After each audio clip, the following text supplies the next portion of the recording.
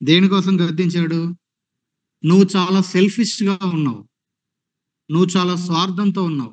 ఇది ఆయన ఇచ్చిన గద్దింపు. ఎందుకని? పెద్ద లిస్ట్ చెప్పాడు. నీ ప్రాణము, నీ కుమారుల ప్రాణము, నీ కుమార్తెల ప్రాణము, నీ ఉపపత్నుల ప్రాణము, అందరి ప్రాణాలు తీయాలని చూస్తున్నాడు చచ్చిపోతే. అంటే ఇప్పుడు నువ్వేం చేస్తున్నావు? ఎవరైతే ప్రాణాలకు తెగించి వెళ్ళి అక్కడ యుద్ధంలో పోరాడి శత్రువుని ఓడించి వచ్చారో వాళ్ళందరూ చచ్చిపోయి వాడొక్కడు బతుకుంటే మేలు కదా నీకు. ఎలా ఉంది అది? సంతోషించాల్సిన టైంలో నువ్వు ఈ విధంగా ఏడుస్తున్నావు, చూసావా? ఇది చాలా స్వార్థం కనిపిస్తా ఉంది. నువ్వు స్వార్థంతో ఉన్నావు దావీదు, జాగ్రత్త అని అక్కడ రెబ్యూక్ చేశాడు. సాధారణంగా స్వార్థము ఎప్పుడు పనిచేస్తుంది? తొందరగా రండి. ఎప్పుడు పనిచేస్తుంది? స్వార్థం అంటే ఏంటి?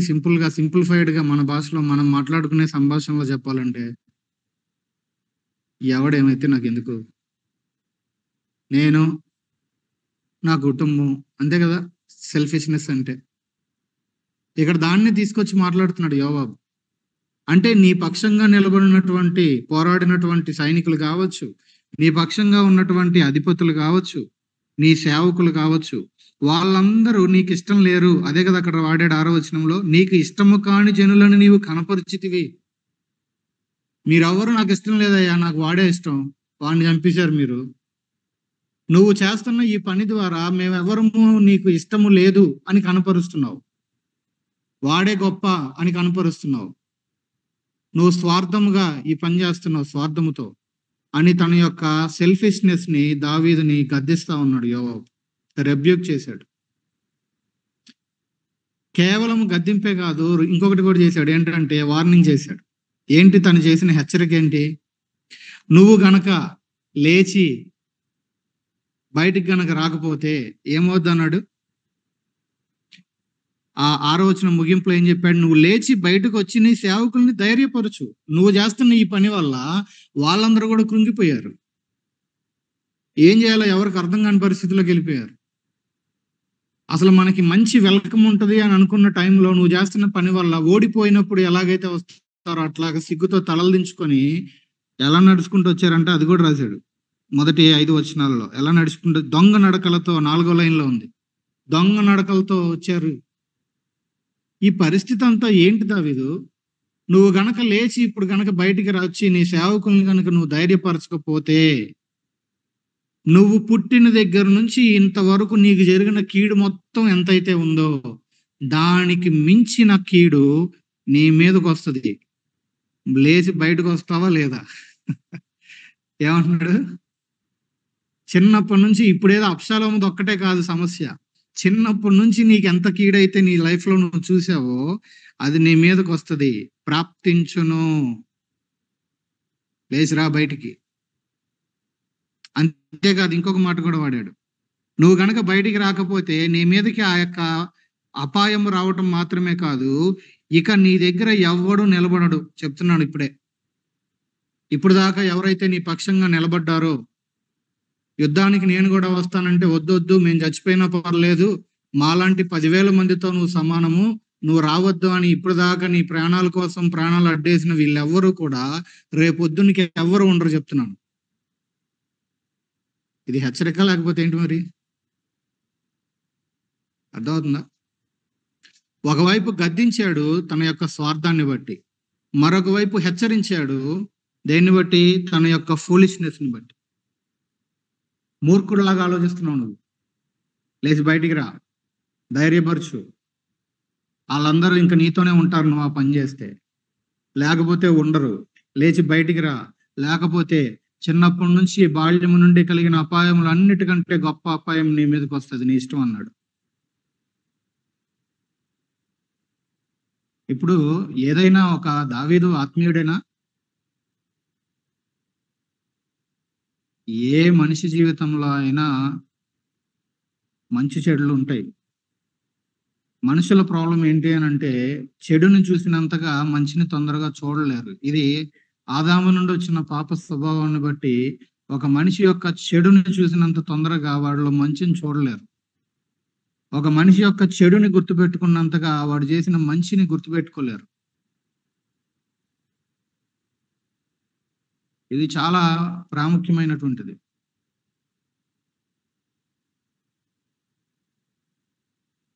నేను చాలా సార్లు చాలా మంది దగ్గర నుంచి విన్నాను. వాళ్ళ వ్యక్తిగత సాక్ష్యాలు విన్నాను. లేకపోతే మీకు గూడా ఉన్నటువంటి చిన్న చిన్న అనుభవాల్లో మనందరం దీన్ని గమనించొచ్చు. మనిషిలో ఉన్నటువంటి ఇప్పుడు చేసిన మంచుంటది. 9 మంచి చేశాడు అనుకుందాం. లేదా 8 మంచి చేశాడు, 2 పాడు చేశాడు. ఏయి గుర్తుంటాయి? అసలు పాడు చేశాడండి అసలా. అట్ట చేశాడు, ఇట్ట చేశాడు ఆ మాత్రం తెలీదా? మరి చేసిన 8 ఏమైనాయి ఇంతకి? ఏదెక్కువ వాస్తవంగా రేషియోలో మాట్లాడితే? మంచే ఎక్కువ గదా! 10లో. కానీ ఏది తొందరగా స్ప్రెడ్ అవుతది? ఏది తొందరగా లేకపోతే ఏది ఎక్కువ కాలం గుర్తుండిపోతది? ఆ! చాలా డేంజర్ ఇది. దావీదు ఆత్మీయుడే. దేవుడికి మొహమాటం లేదండి. దావీదైనా ఒకటే, ఆయనకి అబ్రహాం అయినా ఒకటే, నువ్వైనా ఒకటే, నేనైనా ఒకటే. ఆయన మంచి చెడుల విషయంలో పక్షపాతం చూపించే, ఫేవరెటిజం చూపించే దేవుడు కాదు. ఆయన పక్షపాతి కాదు. మంచుంటే మంచి మాట్లాడతాడు, చెడుంటే చెడు మాట్లాడతాడు అంతే. ఇక్కడ దావీదులో ఒకటేమో గద్దింపు. ఏంటి అంటే స్వార్థమును బట్టి గద్దించాడు యోవాబు. మరొకటేమో తన యొక్క మూర్ఖత్వాన్ని బట్టి, ఫూలిష్‌నెస్‌ని బట్టి హెచ్చరిక చేశాడు. లేచి రా! ఇది యోవాబు చేసిన పని. దానికి స్పందిస్తూ దావీదు చేసిన పనేంటి? ఆయన లేచి బయటకొచ్చాడు. ఆయన లేచి బయటకొచ్చాడు. మనము ముందు చదివాము. ఎక్కడ? 18వ అధ్యాయంలో మనం చదివాము. దావీదు ఆ 2 గడపల మధ్య నుంచొని ఏం చేస్తున్నాడంట? ఆ! 24, 25 వచనాలలో మనం చూస్తాం. కాబట్టి ఆయన వెయిట్ చేస్తున్నాడు. ఏం చేస్తున్నాడని చెప్పుకున్నాం అక్కడ? ప్రార్థన చేస్తా ఖచ్చితంగా నాకు మెసేజ్ వస్తది. ప్రార్థనకి జవాబు వస్తది అని వెయిట్ చేస్తున్నాడక్కడ. ప్రార్థన చేస్తా వెయిట్ చేస్తున్నటువంటి వ్యక్తి ఇప్పుడు ఎక్కడుండాలి? వాళ్ళు గెలిచి వస్తే చెప్పండి. వాళ్ళు గెలిచొచ్చినప్పుడు అదే గుమ్మం దగ్గరుండి వాళ్ళని రిసీవ్ చేసుకొని వెల్కమ్ చేయాలని వీళ్ళనుకుంటే, ఈయన వ్యత్యాసంగా వ్యవహరిస్తున్నాడు. కాబట్టి ఇప్పుడు మళ్ళీ ఎక్కడికి రమ్మని పిలుస్తున్నాడు యోవాబు? లేచి రా బయటికి. అయితే యోవాబు చేసినటువంటి ఈ పనికి యోవాబు యొక్క గద్దింపుని దావీదు తీసుకున్నాడా? అక్కడ కనిపిస్తది ఆత్మీయత. చేసింది సరైనది కాదు. ఇది మంచిది కాదు అని చెప్పినప్పుడు, అది నిజంగానే సరియైనది కాదు అని అర్థమైనప్పుడు దానిని ఏం చేయాలి? తీసుకోగలగాలి. అక్కడ కనిపిస్తది ఆత్మీయత. నువ్వెవడివే నాకు చెప్పడానికి? నేను చేసేది నేను చేస్తా. లేకపోతే నేను రాజుని. నువ్వు నాకు చెప్పేదేంటసల? అనేటువంటిది అది చాలా డేంజర్. అది ఆత్మీయతకి గుర్తు కాదు. సో, దావీదు దగ్గర ఆత్మీయత అంతో ఇంతో ఉంది కాబట్టి, ఆయన వెంటనే వచ్చి గుమ్మంలో కూర్చుండెను. 7వ వచనం ముగింపు. 8, 9, 10 వచనాలు చూడండి. ఆయన వచ్చి గుమ్మంలో కూర్చున్నాడనే మాట జనాలు విన్నారు. ఒక్కొక్కరిగా రాజుని వచ్చి దర్శించటం వాళ్ళు స్టార్ట్ చేశారు. అయితే 8వ వచనంలో చూస్తే, ఇజ్రాయేలు వారు తమ తమ ఇండ్లకు పారిపోయిరి. ఎవరైతే అబ్షాలోము పక్షమున వహించారో వాళ్ళందరూ దావీదుని ప్రేమించే వాళ్ళు, దావీదు పక్షంగా ఉన్నోళ్ళేమో వాళ్ళేమో దావీదు వైపు వస్తున్నారు. రాజును దర్శించటానికి, రాజును చూడటానికి, రాజుతో మాట్లాడటానికి. కానీ ఎవరైతే అబ్షాలోము వైపు స్టాండ్ తీసుకున్నారో వాళ్ళందరూ ఏం చేస్తున్నారంట? వాళ్ళ ఇళ్ళకి పారిపోతున్నారు. ఈళ్ళకి భయమేసేసింది. ఎందుకు? వీడేదో రాజు అయిపోతాడు దావీదుని చంపేసి, ఇక మనమే అనుకుంటే సడెన్‌గా వీడే పోయాడు. ఇప్పుడు మన ప్రాణం మీదకొచ్చింది. దావీదుకు దొరికితే ఏం చేస్తాడో అని భయమొచ్చేసింది ఈళ్ళకి. తమ తమ ఇండ్లకి పారిపోయారు. పారిపోయారు. చూడండి తర్వాత 9వ వచనం. చదవండి 9, 10.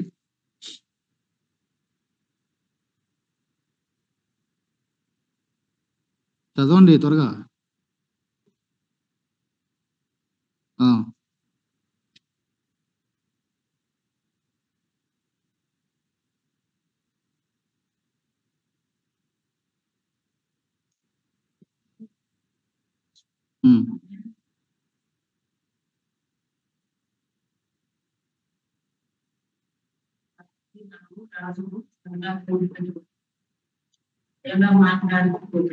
వాళ్ళల్లో వాళ్ళు ఏమనుకుంటున్నారు? ఆ మాట కూడా చూడండి 9 మొదల్లో, ఇజ్రాయేలు వారి గోత్రములకు. ఎవరు? ఆ పారిపోయిన ఇజ్రాయేలీయులు ఏం మాట్లాడుకుంటున్నారు వీళ్ళు? అసలు దావీదు ఎవరో గుర్తు చేసుకుంటున్నారు. దావీదు ఫస్ట్ ఏం చేశాడు?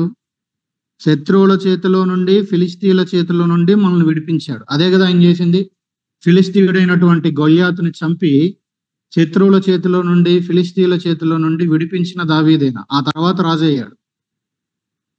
అలాంటి రాజు అబ్షాలోముకి భయపడి దేశంలో నుంచి వెళ్ళిపోయాడు. మనం ఏం చేసాం? ఆయన వెళ్ళిపోగానే అబ్షాలోం వైపు తిరిగాం.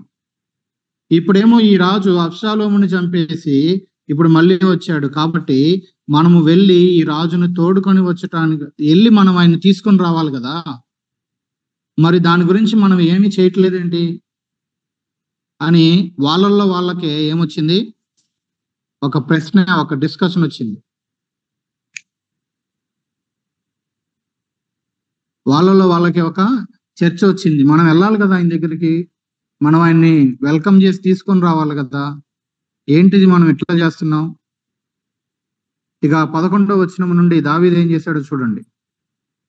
రాజు అయిన దావీదు ఇది విని యాజకులకు సాదోకును అబ్యాతారుకును వర్తమానం పంపి, ఇజ్రాయేలు వారందరూ మాట్లాడుకుని సంగతి నగరలో ఉన్న రాజునకు వినబడిన గనక రాజును నగరికి మరలా తోడుకుని రాకుండా మీరు ఎందుకు ఆలస్యం చేస్తున్నారు? మీరు మాట్లాడుకుంటున్నారు. మనం వెళ్ళాలి కదా, మనం రాజుగారిని పిలవాలి కదా, ఆయన్ని మనం రిసీవ్ చేసుకోవాలి కదా అని మీరు మాట్లాడుకుంటున్న విషయం నాకు వినబడింది. అయితే మీరు మాట్లాడుకుంటే సరిపోదు. ఏం చేయాలి? కదలాలి, రాజు దగ్గరికి వెళ్ళాలి, ఆయన తీసుకురావాలి. మరి అది చేయకుండా ఊరికే మాట్లాడుకుంటే ఉపయోగం ఏముంది? ఊరికే మాట్లాడుకుంటే సరిపోద్దా? పని కూడా చేయాలా? ఇప్పుడు శుక్రవారం ఉపవాస ప్రార్థన అని ప్రార్థన చేసాం. ప్రార్థన చేస్తే సరిపోద్దా? పని కూడా చేయాలా? అది ఇంపార్టెంట్. మరి రెండు ఇంపార్టెంట్. ఇంకేముంది? నేను ప్రార్థన చేశాను, నేను చేయాల్సింది ఏదో నేను చేస్తే నీకు ఆయన చేయాల్సింది ఆయన చేస్తాడని మొత్తం దేవుడి మీద తోసేద్దామా? మనం చేయాల్సింది ఖచ్చితంగా మనం చేయాలి. Very important. కాబట్టి మీరు ఎందుకు ఆలస్యం చేస్తున్నారు? మీరు మాట్లాడుకున్న మాట మంచిదే. మరి మీరు మాట్లాడుకున్నారు, వెంటనే కదిలి రావాలి కదా. ఎందుకు లేట్ చేస్తున్నారు? 12వ వచనం, మీరు నాకు ఎముకనంటినట్టు మాంసమునంటినట్టు సహోదరులై ఉండగా రాజును తోడుకుని రాకుండా మీరు ఎందుకు ఆలస్యము చేయుచున్నారని యూదావారి పెద్దలతో చెప్పమని ఆజ్ఞ ఇచ్చాను. ఒకవైపు ఇజ్రాయేలీలకి చెప్పాడు. 11లో 12లో ఎవరికి చెప్తున్నాడు? యోధా వాళ్ళకి చెప్తున్నారు. అసలు ఇజ్రాయేలీలు రాలేదు, ఓకే. యోధా వాళ్ళు మీరెందుకు రాలేదు? మీరు రావాలి కదా. యోధా వాళ్ళు ఎందుకు రాలేదు చెప్పండి? యోధా వాళ్ళు ఎందుకు రాలేదు? మనం చదివిన ముందు అధ్యాయంలోనే ఉంది జవాబు. యోధా వాళ్ళు ఎందుకు రాలేదు?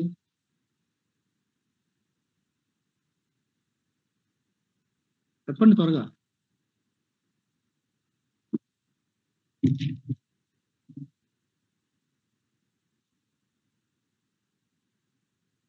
పదిహేనవ అధ్యాయంలో మనము ఈ విషయాన్ని చదివాం. ఏమని? 15వ అధ్యాయము 7వ వచనం నుండి కనుక మనం గమనిస్తే, అబ్షాలోము నేను వెళ్ళి బలులు అర్పించి వస్తాను అని చెప్పి వాళ్ళ నాన్నకి చెప్పి ఆయన అక్కడికి వెళ్ళాడు. ఆయన పుట్టి పెరిగింది ఎక్కడ? అక్కడే. అంతో ఇంతో ఆయనకి ఆయన తెలిసిన వాళ్ళు, ఆయన మాటని నమ్మే వాళ్ళు అక్కడ కొంతమంది ఉన్నారు. కాబట్టి ఈ తిరుగుబాటుని అబ్షాలోము వెళ్ళి ఎక్కడ స్టార్ట్ చేశాడు? ఇజ్రాయెల్ వారి దగ్గర, యూదా వాళ్ళ దగ్గర. ఉన్నారా ఇక్కడే? ఎక్కడ స్టార్ట్ చేశాడు? మీరు ఏమన్నా అడగండి, మేము అట్లా సైలెంట్గా ఉంటాం, మళ్ళీ మీరే చెప్పండి అన్నట్టు ఉంది. ఎక్కడ స్టార్ట్ చేశాడు? యూదా వాళ్ళ దగ్గరే స్టార్ట్ చేశాడు. అక్కడికి వెళ్ళి వాళ్ళు కూడా ఎట్లా చేశారంట? 15వ అధ్యాయం 11వ వచనంలో ఉంది చివరిలో, వీరు ఏమీ తెలియక యథార్థమైన మనసుతో వెళ్ళి ఉండిరి. ఏముందిలే మన దావీదే కదా, మన మధ్యలో పుట్టి పెరిగిన అబ్షాలోమే కదా అని వాళ్ళు మంచి మనసుతోనే ఈయన్ని వెంబడించడం స్టార్ట్ చేశారు. అయితే అయితే ఇప్పుడు వీళ్ళెందుకు రావట్లా దావీదుని వెల్కమ్ చేయడానికి? అసలు అబ్షాలోం యొక్క తిరుగుబాటు అనేది అసలు ఆ వేర్లు స్టార్ట్ అయింది, ఆయన పక్షంగా జనాలు పోగైంది ఎక్కడ ముందు? యోధా వాళ్ళ దగ్గరే. కాబట్టి యోధా వాళ్ళు కూడా రావట్లా దావీదుని మళ్ళీ వెల్కమ్ చేయడానికి. వీళ్ళకి ముఖం చెల్లట్లా. ఒకవైపు భయము, పారిపోయే వాళ్ళు పారిపోయారు, మాట్లాడుకుంటున్నారు వెళ్ళి రాజును పిలవాలి అని, కానీ కదలట్లేదు. చివరికి ఇజ్రాయెల్ వాళ్ళ దగ్గరికి, యోధా వాళ్ళ దగ్గరికి రాజు యాజకులైన సాదోకు అబ్యాతారుల ద్వారా వర్తమానం పంపించాడు. బహుశా ఈ రెండు గుంపుల దగ్గరికి ఇద్దరు యాజకులు వెళ్ళారేమో. ఇక్కడ కీలకమైన ఈ ఈ తిరుగుబాటు అంతట్లో ఈ సాదోకు అబ్యాతారులు వీళ్ళిద్దరి కొడుకులు. వాళ్ళు చేసిన పరిచర్య మామూలు పరిచర్య కాదు. వీళ్ళు వచ్చేస్తాము అని అంటే రాజు వద్దు మీరు అక్కడే ఉండండి అని ఉంచాడు. వాళ్ళిద్దరి కొడుకుల ద్వారానే ప్రతిసారి కూడా ఇన్ఫర్మేషన్ ఎలా వచ్చింది దావీదు దగ్గరికి? ఈ సాధువుకు అబ్యాతారు పిల్లలిద్దరి దగ్గర నుంచే వాళ్ళిద్దరే పరుగు పరుగున వచ్చి దావీదుకి వర్తమానాలు చెప్తా వచ్చారు, దేశంలో ఏం జరుగుతుంది అనేది. సో వీళ్ళ పాత్ర ఈ పీరియడ్ అంతట్లో కూడా చాలా ప్రాముఖ్యమైనటువంటి పాత్ర వీళ్ళు వహించింది. సో దావీదు ఎప్పుడైతే ఇజ్రాయేలీలకి యోధా వాళ్ళకి ఈ మాట చెప్పాడో, వాళ్ళు ఏం చేస్తున్నారో చదివే ముందు 13వ వచనం చూడండి. మరియు అమాసా యుద్ధకు దూతలను పంపి, నీవు నాకు ఎముకనంటిన బంధువుడవు, మాంసమునంటిన బంధువుడవు కావా? యోవాబునకు బదులు నిన్ను సైన్యాధిపతిగా నేను కాయపరచని ఎడల దేవుడు గొప్ప అపాయము నాకు కలుగజేయును గాక. ఇది చూడండి, ఇంకొక మార్పు. ఏంటా మార్పు? ఈ అమాసా ఎవరు? 17వ అధ్యాయం 25వ వచనం చూడండి, 17-25. దావీదు దగ్గర సైన్యాధిపతి వాస్తవంగా యోవాబు. ఈ యోవాబు దావీదుతో వెళ్ళిపోయాడు కాబట్టి ఇప్పుడు ఉన్నటువంటి సైన్యం మీద అబ్షాలోము యోవాబుకి మారుగా అమాసాని ఏం చేశాడు? సైన్యాధిపతిగా నియమించాడు. ఈ అమాసా ఎవరంట? ఇత్రా అను ఇజ్రాయేలీలకు నాహోషు కుమార్తె అయిన అబీగయల్ వద్దకు పోయినందు. సో వీళ్ళకి ఒక రిలేషన్ ఉంది, అందుకే నా బంధువుడు అనే మాట వాడాడు. అయితే ఇక్కడ దావీదు తీసుకున్నటువంటి ఒక నిర్ణయం చూడండి. యోవాబుకి బదులుగా ఇప్పుడు సైన్యాధిపతి ఎవరు? అమాసా. ఒక మార్పుని తన పరిపాలనలో ఒక మార్పుని చేస్తున్నాడు. ఈ మార్పు దేనికోసం చెప్పండి? ఈ మార్పు దేనికోసం? యోవాబుని తీసేసి సైన్యాధిపతిగా అమాసాని సైన్యాధిపతిగా చేయటం వెనక దావీదుకున్న ఉద్దేశం ఏమై ఉండొచ్చు? ఒక కారణం, అబ్షాలోమును చంపాడు కాబట్టి క్రమశిక్షణ చర్య. ఇప్పుడు మిలిటరీలో కూడా రూల్స్ అండ్ రెగ్యులేషన్స్ ఉంటాయి, వాటిని కానీ ఫాలో అవ్వకపోతే వాళ్ళ మీద యాక్షన్ తీసుకుంటారు. చిన్నదైతే ఒక యాక్షన్ ఉంటుంది, పెద్దదైతే ఏకంగా కోర్టు మార్షల్ చేసేస్తారు. ఇది ఒక రకంగా ఆయన చేసినటువంటి, అంటే రాజుగారు ఒక మాట చెప్పాడు, దానికి అవిధేయత చూపించిన కారణాన్ని బట్టి తీసుకుంటున్న డిసిప్లినరీ యాక్షన్ ఒకటి. కొడుకుని చంపాడు. కొడుకుని చంపాడు అనే దానికన్నా కూడా ముందు ప్రాముఖ్యంగా రాజుగారి మాటకి విలువ ఇవ్వాల, హద్దు మీరాడు. ఇంకేమన్నా కారణాలు ఉన్నాయా?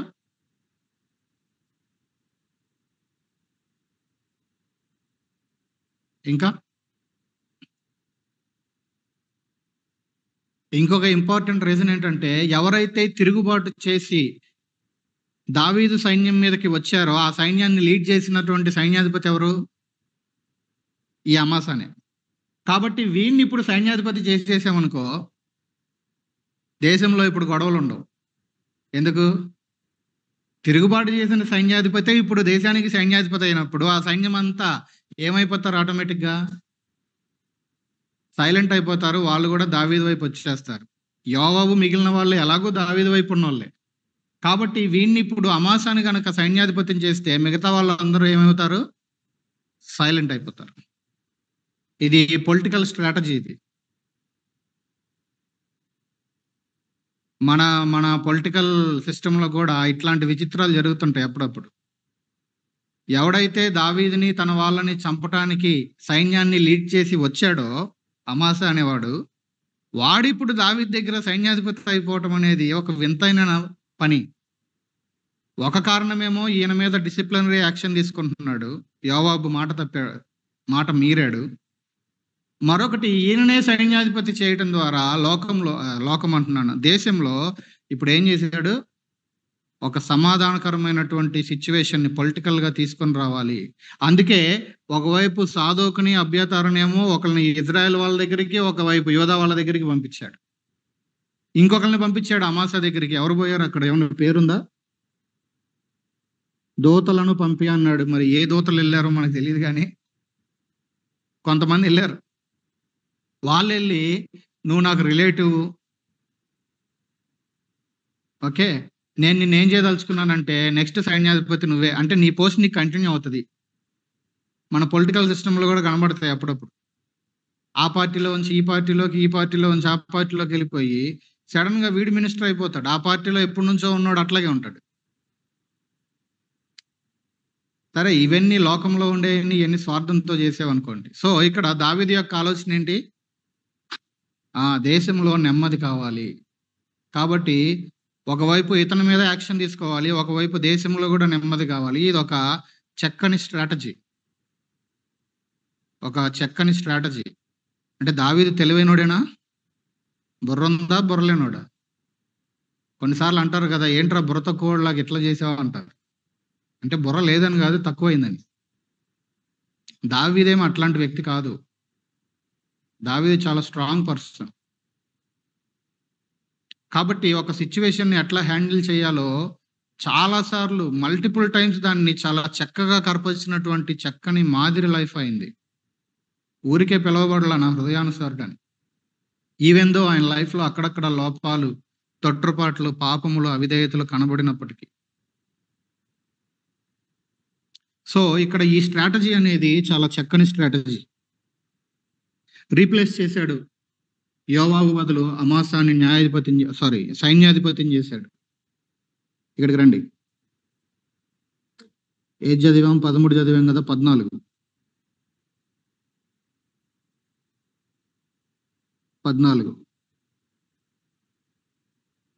చదవండి.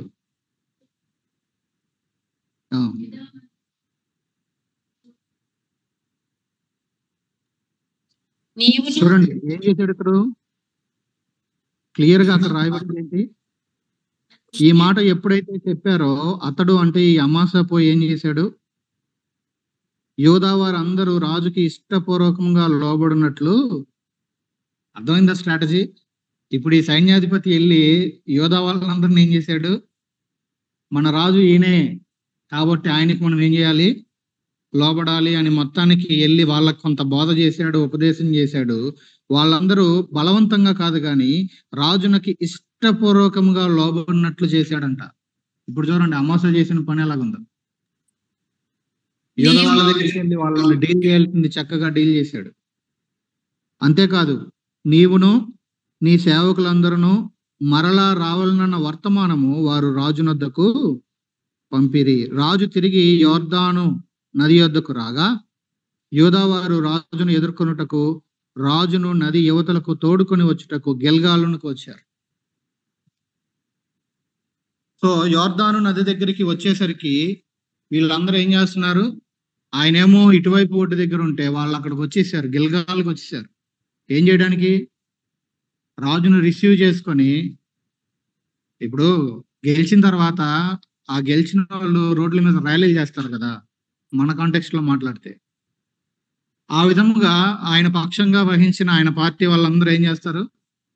వచ్చేసినట్టుగా ఇప్పుడు యోధా వాళ్ళు వచ్చేసి దావీదుకి ఏం చేస్తున్నారు?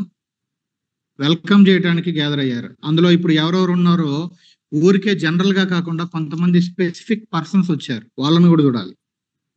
1:16 అంతలో షిమీ త్వరపడి రాజైన దావీదును ఎదుర్కొనుటకై యూదా వారితో కూడా వచ్చిను. ఈ వచ్చిన వాళ్ళు ఎవరు వచ్చేసారు పరిగెత్తుకుంటా? షిమీ పరిగెత్తుకుంటూ వచ్చేసాడు. వచ్చేసి, సో ఇక్కడ షిమీ దగ్గరికి వెళ్లే ముందు మనం కూడా నేర్చుకోవాల్సింది ఏంటి అని అంటే, రాజు యుద్ధంలో గెలిచాడు. మనము తెలియక వేరొక రాజుని, ఈ అసలైన రాజు మీద తిరుగుబాటు చేసినటువంటి వాడిని రాజుగా భావించి వాడిని అనుసరించాం. కానీ ఇప్పుడు ఈ రాజు వాడిని ఓడించాడు, ఈ రాజు గెలిచాడు.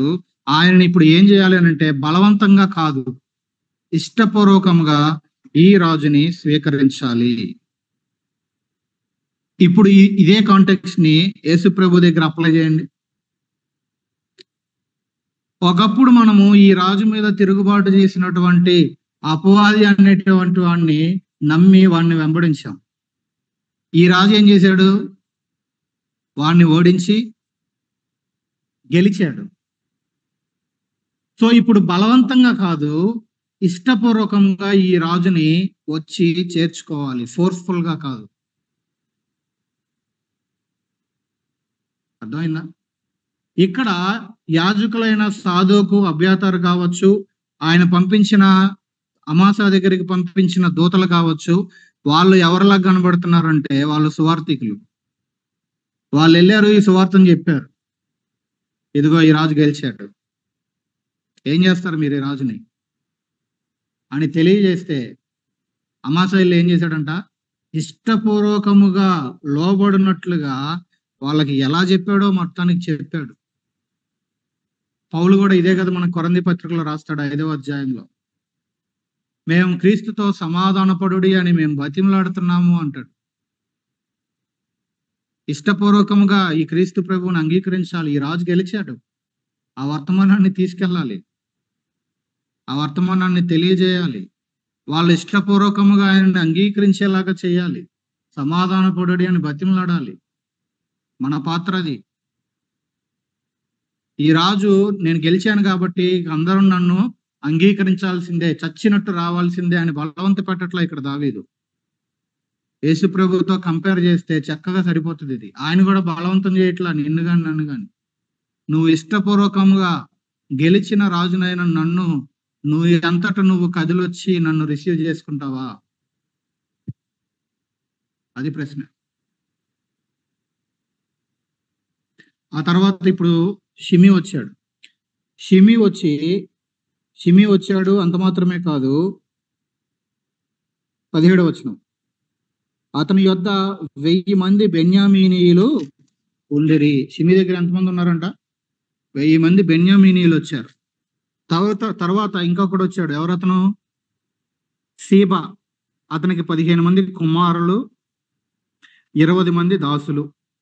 సో తన 20 మంది దాసుల్ని, తన 15 మంది కుమారుల్ని వెంట పెట్టుకొని సీబా కూడా వచ్చాడు. వచ్చి ఏమంటున్నాడు ఇంతకీ ఈ సీబా?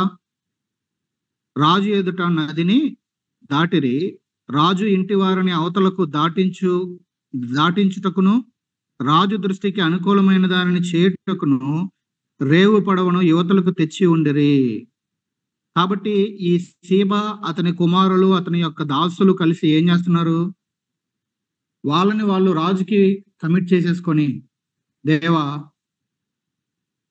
కాదు, ఏమంటారు వీళ్ళని? రాజుని, ప్రభువా ఇక మీరేం చెప్తే మేము అది చేస్తాం. సీబా వచ్చి తనని తన పిల్లల్ని అందరూ కలిసి ఏం చేస్తున్నారు? దావీదుకి ఇక మీ సేవ చేయటానికి, మీ కుటుంబానికి పరిచర్య చేసి పెట్టడానికి వాళ్ళని వాళ్ళు వాలంటరీగా ఏం చేస్తున్నారు? కమిట్ చేసుకుంటున్నారు. ఇది బలవంతంగా జరిగిందా, వాలంటరీగా జరిగిందా? సో ఈ హోల్ కాంటెక్స్ట్ లో మనకు కనపడేది అదే. యేసు ప్రభువుని అంగీకరించడం విషయంలో కూడా బలవంతం చేస్తే, ఎంత బలవంతం చేస్తే వాళ్ళు పడలేకపోతున్నాం వీళ్ళతో అని వచ్చినా అంతే స్పీడ్గా వెళ్ళిపోతారు, ఉండరు. వాళ్ళంతటా వాళ్ళు ఒప్పించబడి అంగీకరిస్తే ఏది ఏమైనా సరే వదిలిపెట్టి పోరు. డిఎల్ మూడి గారి పరిచయలో ఇంతకు ముందు కూడా చెప్పే ఉంటాను. ఏమండి మీరు మార్చినోడు మళ్ళీ లోకంలోకి వెళ్ళిపోయి అది చేస్తున్నాడు ఇది చేస్తున్నాడు అంటే మూడి గారు అంటారు, వాడిని నేను మార్చాను కాబట్టి మళ్ళీ పోయాడు, ప్రభు మార్చుంటే స్థిరంగా ఉండేవాడు.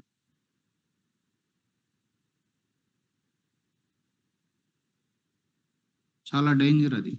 వాలంటరీ సబ్మిషన్ అనేది ఇప్పుడు వీళ్ళు తమకు తాముగా, సీబా తన వాళ్ళందరూ కూడా వచ్చి దావీదు యొక్క ఫ్యామిలీకి పరిచర్య చేయటానికి వాళ్ళు తమను తాము కమిట్ చేసుకుంటున్నారు.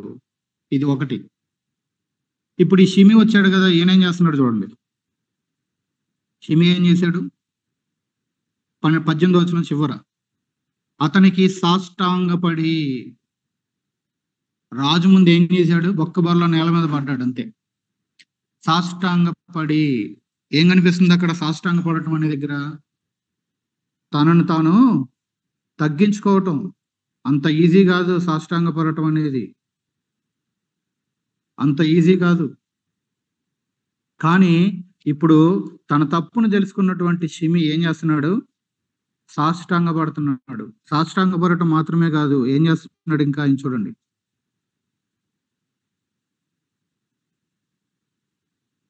సో ఆ సాష్టాంగ పడటంలో ఏం కనిపిస్తా ఉన్నాయి?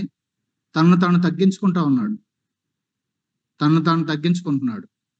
అంత మాత్రమే కాదు, తన యొక్క మాటల్లో పశ్చాత్తాపం కనబడతా ఉంది. చూడండి 19వ వచనం.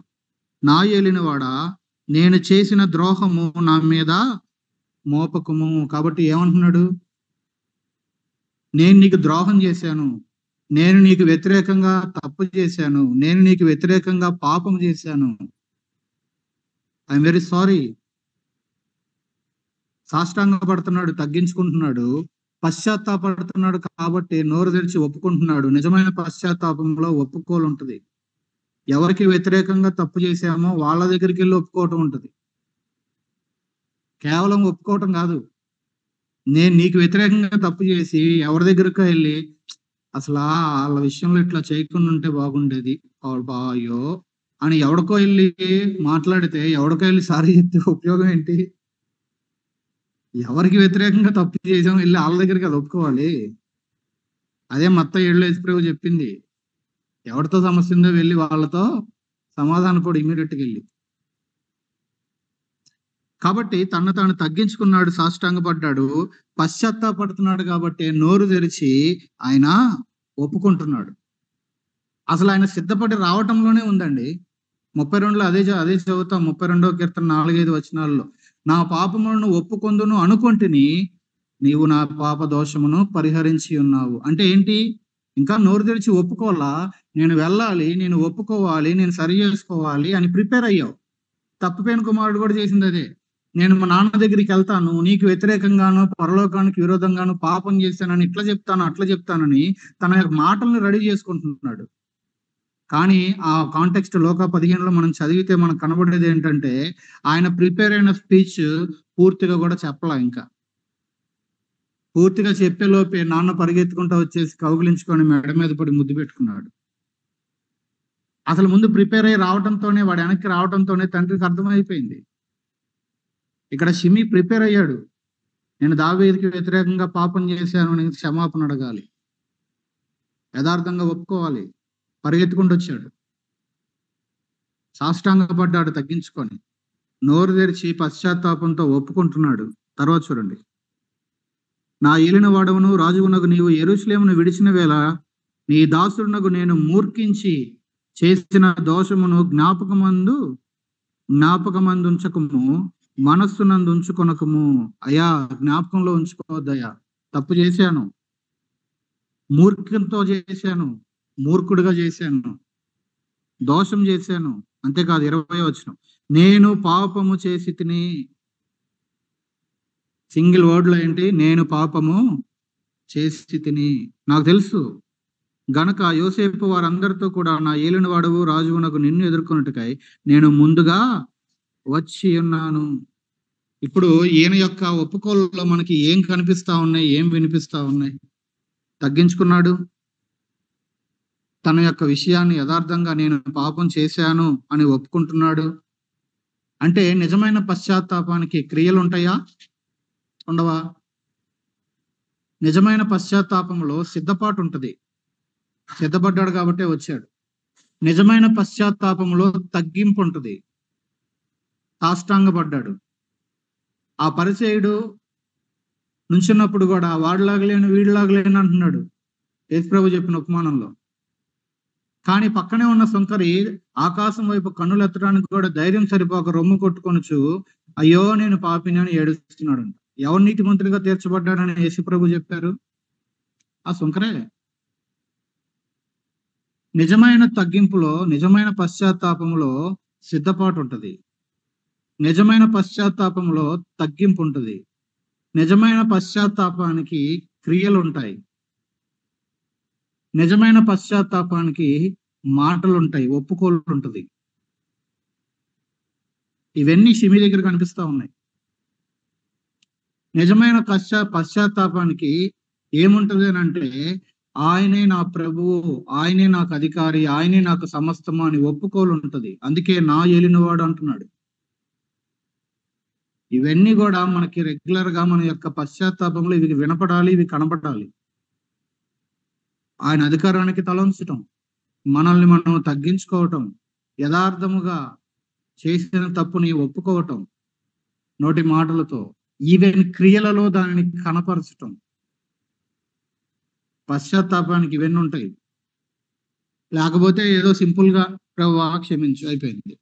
ఇంకొన్నిసార్లు కొంతమంది ఎట్ట ప్రార్థన చేస్తారంటే, ఇంకా ఏమన్నా ఉంటే క్షమించయ్యా, నాకు చెక్ చేసుకునే టైం కూడా లేదు, నువ్వే చూసుకో, ఏమన్నా ఉంటే నువ్వే క్షమించుకో. ఎంత నిర్లక్ష్యం అండి ఆ మాట. నన్ను నేను చెక్ చేసుకునే టైం కూడా నాకు లేదు, ఇంకా ఏమన్నా ఉంటే క్షమించేసే, నువ్వే ఎత్తుక్కో, నువ్వే క్షమించుకో, నాకెందుకు. దయచేసి ఎప్పుడు అట్లా చేయమాకండి.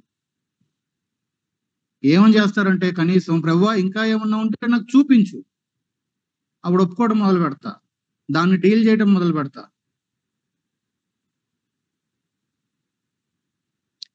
షిమి ఒక చక్కని పద్ధతిలో వచ్చి ఈ రాజు దగ్గర తలంచుతా ఉన్నాడు. కానీ ఒకటి కోపం వచ్చింది అక్కడ. అప్పుడేమో యోవాబు కోపం వచ్చింది, ఇప్పుడు యోవాబు వాళ్ళ తమ్ముడు కోపం వచ్చింది. ఏమంటున్నాడు ఈ అభిషేక్? యెహోవా అభిషేకించినటువంటి వాడును ఖచ్చితంగా నువ్వు చావాలి, నీకు మరణశిక్ష పడాలి, వీడు చావాలి, వీడు వచ్చి నువ్వు క్షమించేయమని అడిగితే ఒప్పేసుకోవద్దు.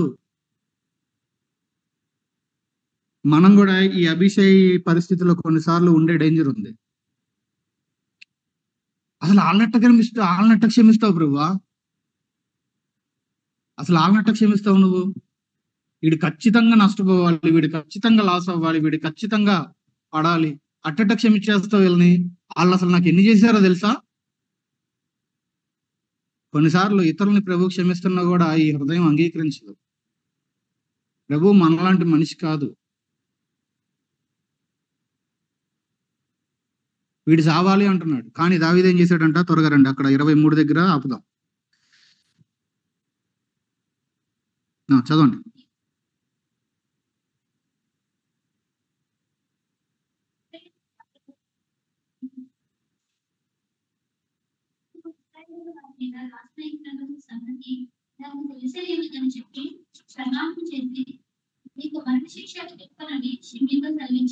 ఓకే, కాబట్టి ఆయన ఏం చెప్తున్నాడు ఇంతకీ?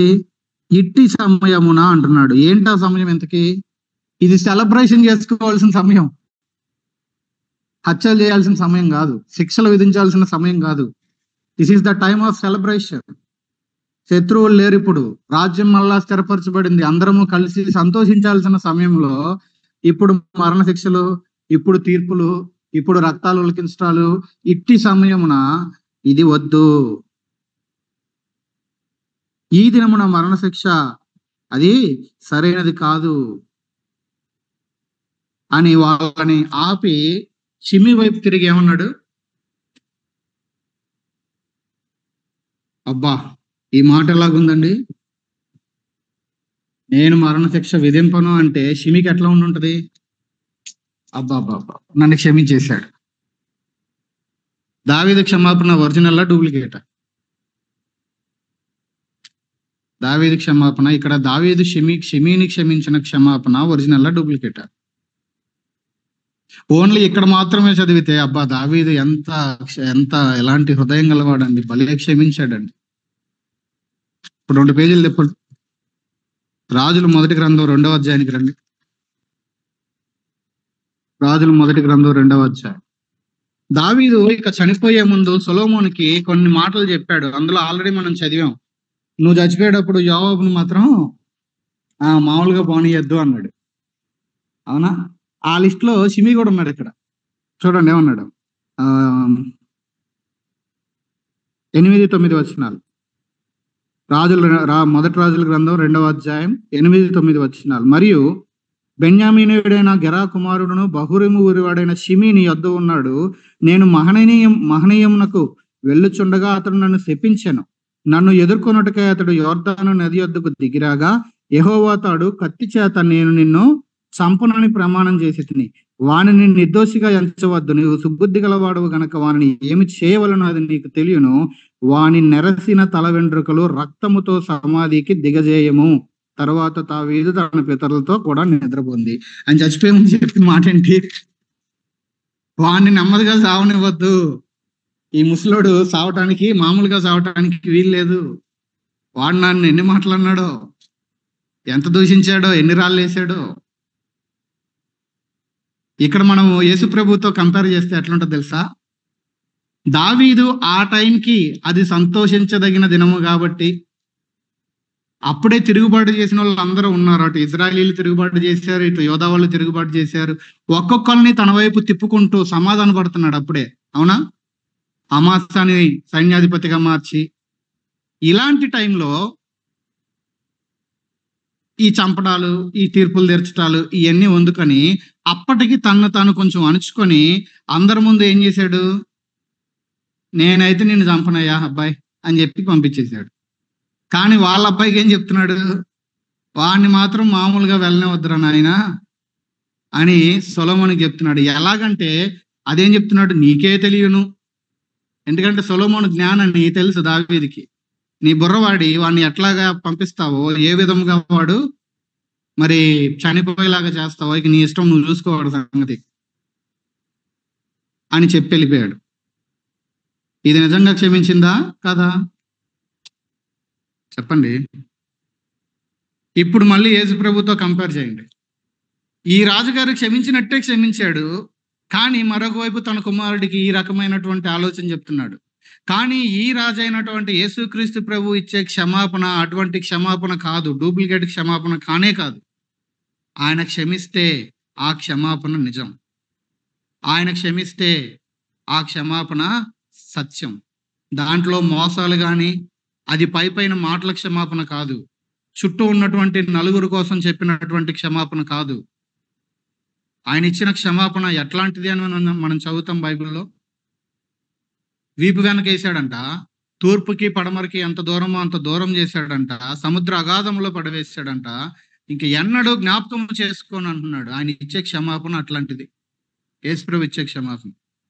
మనుషుల క్షమాపణలు ఇప్పుడు దావీదు చేసినట్టు ఉంటాయి.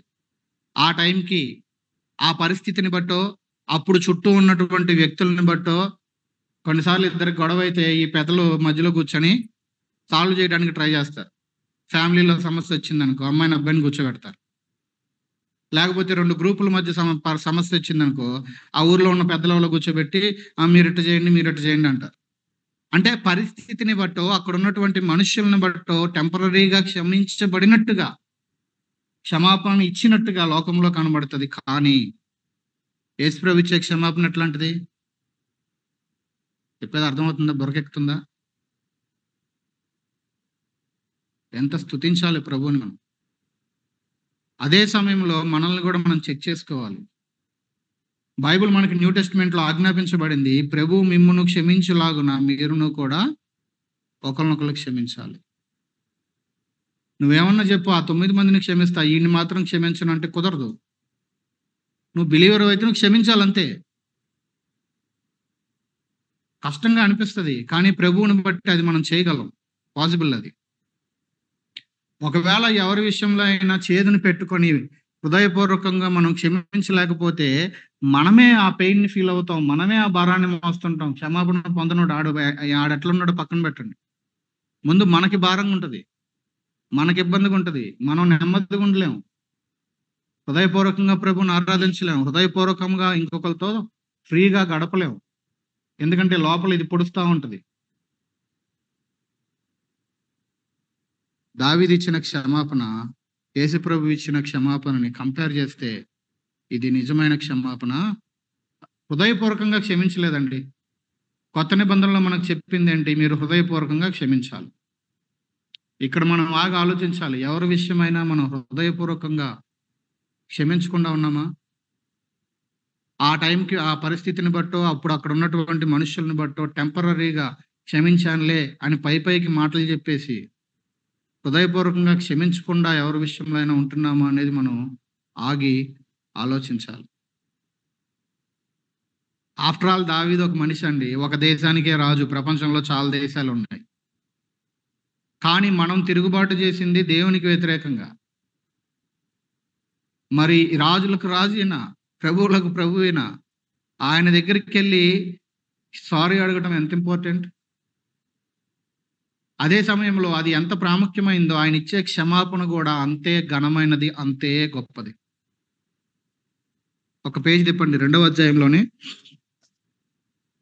20 కాదు 36 నుంచి 46 మీరు చదువుకోండి. 36 నుంచి 46.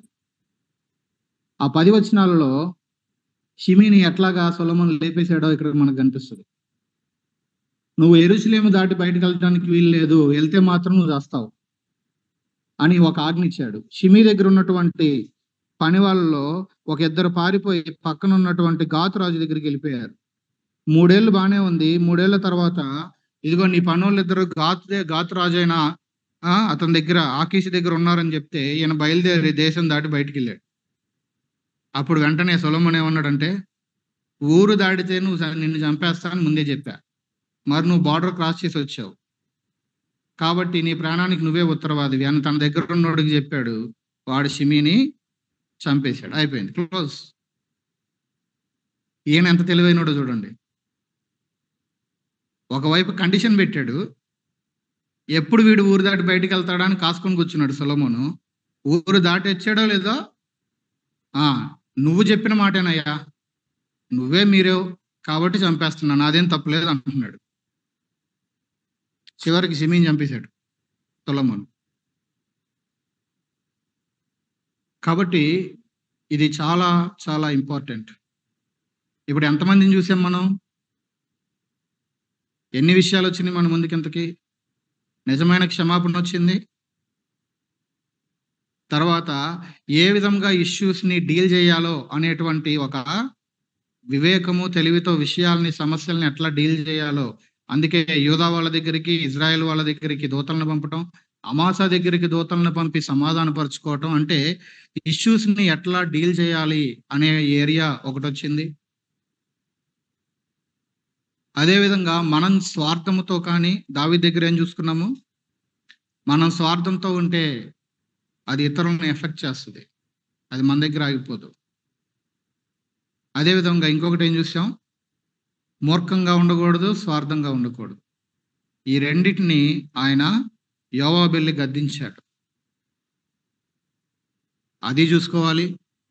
అదే సమయంలో ఎవరైనా గద్దించినప్పుడు అది సరి అయిన గద్దింపే అయినప్పుడు యోవాబు గద్దింపుని తీసుకున్న దావీదులాగా మనం కూడా తీసుకోగలగాలి.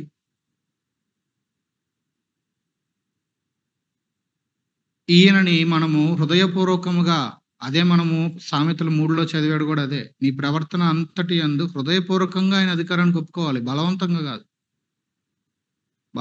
కాదు. ఏ రోజు క్వైట్ టైం చదివినా, ఏ రోజు వాక్యం విన్నా, ప్రభువా ఈ మాటకి నేను హృదయపూర్వకంగా తలంచుతాను. బికాజ్ ఇది నువ్వు చెప్తున్నావు కాబట్టి. ఇష్టమైతే ఒప్పుకునేది, కష్టమైతేనేమో ఇది నా వల్ల కాదులే. మళ్ళీ దానికి ఏం పేరు పెడతావు? నీకు తెలుసు కదా ప్రభువా నేను బలహీనునని. బలహీనం లేదు, పాడు లేదు. షిమీలాగా తప్పు చేసినా సరే నిజమైనటువంటి రిపెంటెన్స్ లో ఉండే పద్ధతిని ఆయన లైఫ్ మనకు అక్కడ కనపరుస్తూ ఉంది. సో ఈ విషయాలతో, ఈ సంగతులతో మనల్ని మనం పరీక్షించుకుందాం. ప్రార్థన చేసుకుందాం. ప్రార్థన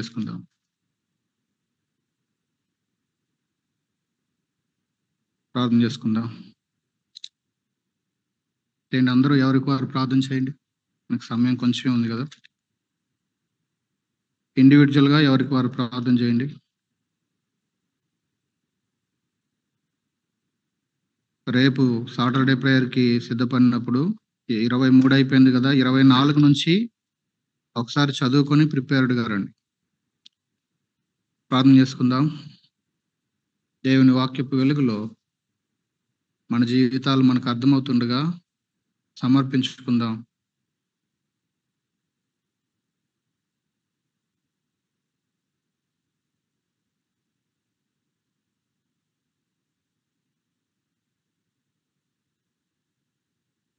చేయండి. ఒక 4-5 మినిట్స్ టైం తీసుకోండి. అందరం ప్రార్థన చేసుకుందాం.